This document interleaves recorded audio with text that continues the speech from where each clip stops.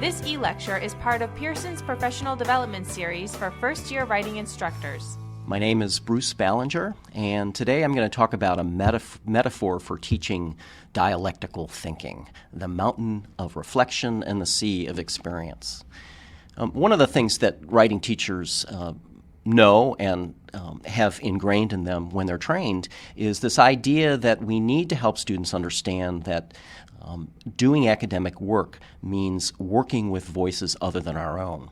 And one of the challenges of doing that is specifically in research-based writing. Students, particularly when they're going out and doing research, tend to collect information and then, like a dump truck, deposit them on a paper without really interacting and engaging with that material.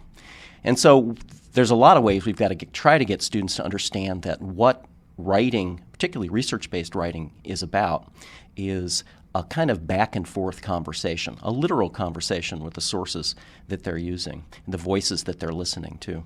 And it's a conversation that they contribute to and make meaning from.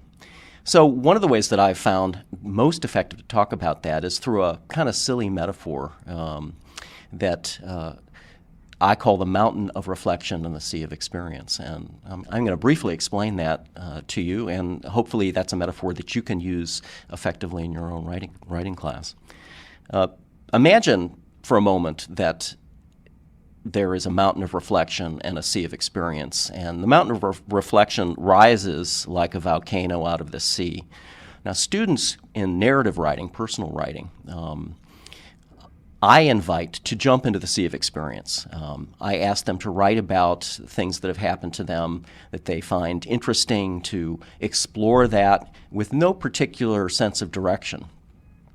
So they fast write about friendship. They fast write about experiences they've had as parents, maybe experiences they've had learning a second language, things that have some kind of emotional charge for them. And in this, when they're swimming in the sea of experience, all I expect them to do is to keep swimming for 5 or 10 minutes, hoping that they'll bump into something interesting. I'm not asking them to find a focus or a question or a theme or an idea, at least not yet. Students really, as I think you probably know, enjoy doing this, and they'll swim for as long, particularly when they're swimming in the sea of their own personal experiences, for as long as I let them.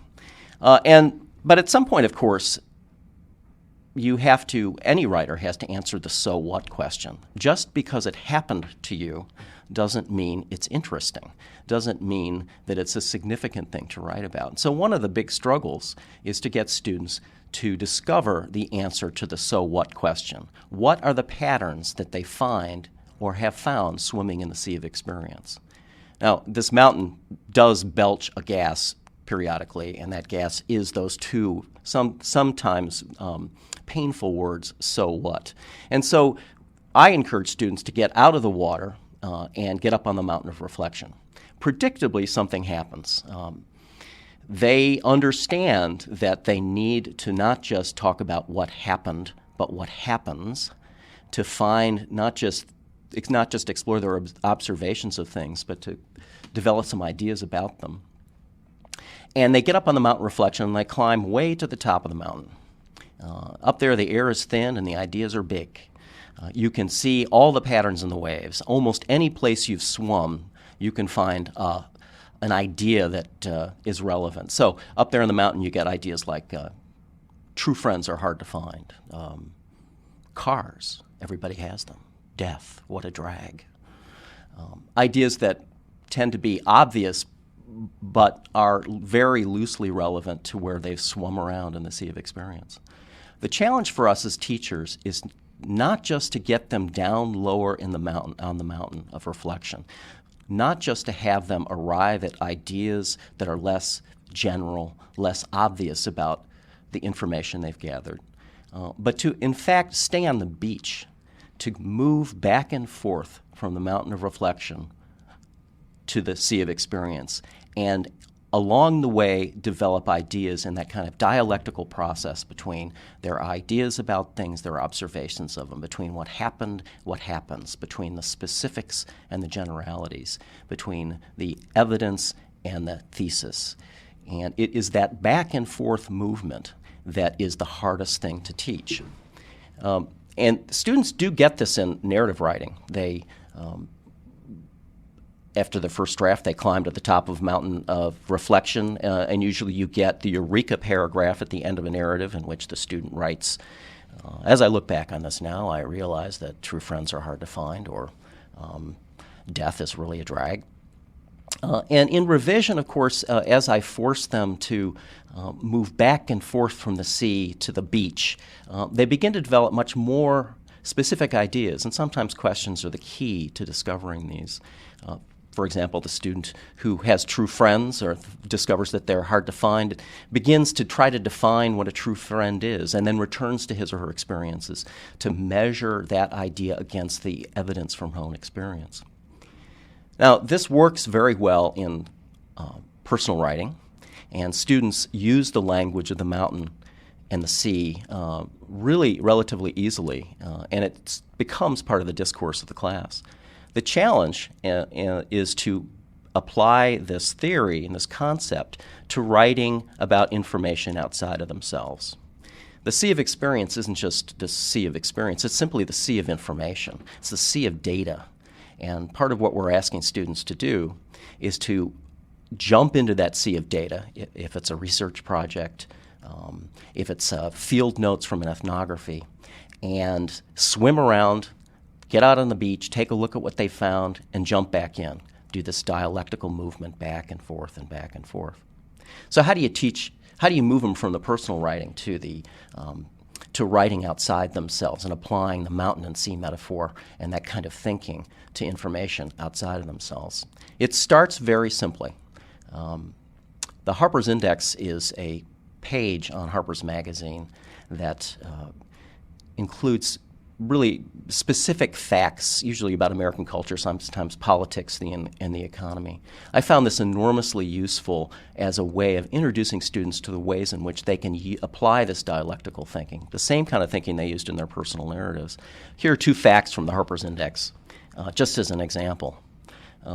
The percentage of Americans, according to the index, who believe that Americans are too fat is 9%. The percentage of Americans who believe that they are too fat is 39%. Now, these two facts together begin to tell a story. Now, this is how I'll use this in the classroom to mimic the movement between the mountain and the sea that they experienced in writing the personal narrative. First of all, I'll just put up the first, fact number one. And I will invite students to talk in class as a group about what they think this means. 9% of Americans believe other Americans are too fat. Well, we get into a discussion about the nature of obesity. Sometimes the discussions go into how big the problem is. Sometimes students might talk about their personal experiences. They might talk about things that they'd read about it. It easily initiates a conversation. And then I'll stop them and I'll say, now I'm going to give you another fact, and we're going to pick up our conversation where it left off. So I'll give them fact number two in this case, in this example. The percentage of Americans who believe they are too fat is 39%. 30% more Americans, in other words, believe they're fatter than the rest of Americans. Now that's a pretty interesting juxtaposition of facts, and it ignites a really interesting conversation in class. At some point, when we're tired of talking about it, I will stop the conversation and point out that they haven't in fact done exactly with factual information what they have done previously with their personal experience. That is, they have moved back and forth, in this case from the sea of information up onto the beach in the mountain of reflection to try to make some sense out of that information, and then gotten more information, jumped back into the water, and examined that, and then gotten out again, with this new knowledge, and in the process, their ideas, in this case about the subject of obesity in America, have begun to evolve and change. And this is exactly the dynamic that we want to teach students about how information is used to generate thought. It's a dynamic process, it's a dialectical process. This is the beginning, I think, of moving students towards the use of methods in the classroom, particularly in the research-based classroom, that encourage this kind of conversation with sources. And of course, one of the most famous techniques is the double entry journal, which in effect creates this mountain and sea on opposing pages of a notebook and allows students to engage in this back and forth between the things they are learning about and what they think about those things. And they begin to adopt, hopefully, this dialectical thinking for any subject about which they want to discover what they think. For additional e-lectures, visit Pearson's professional development site for first-year writing instructors at www.pearsonhighered.com/compro.